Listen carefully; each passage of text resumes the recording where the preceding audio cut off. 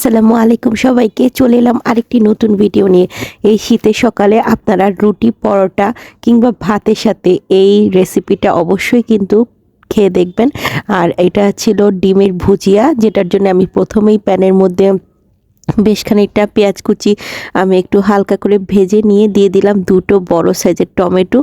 আর এখানে দিয়ে দিলাম স্বাদ মতো লবণ, সামান্য পরিমাণ হলুদের গুঁড়ো, মরিচের গুঁড়ো আর দুটো আস্ত কাঁচামরিচ দিয়ে আমি তেলের উপর সেই টমেটোর পানিটা ছাড়ার পর শুকিয়ে যাওয়া পর্যন্ত ভেজে নিব।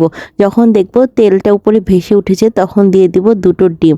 দেওয়ার পর আমি এটাকেও ভালো করে ভেজে যখন দেখব তেলটা ছেড়ে দিয়েছে তখন দিয়ে দিব ধনেপাতা কুচি। আর এই ডিমের ভুজিয়াটা এত বেশি টেস্টি হয় যে আপনারা অনায়াসে কিন্তু রুটি, পরোটা বা ভাতের সাথে খুব মজা করে খেয়ে নিতে পারেন। ধন্যবাদ সবাইকে। আসসালামু আলাইকুম।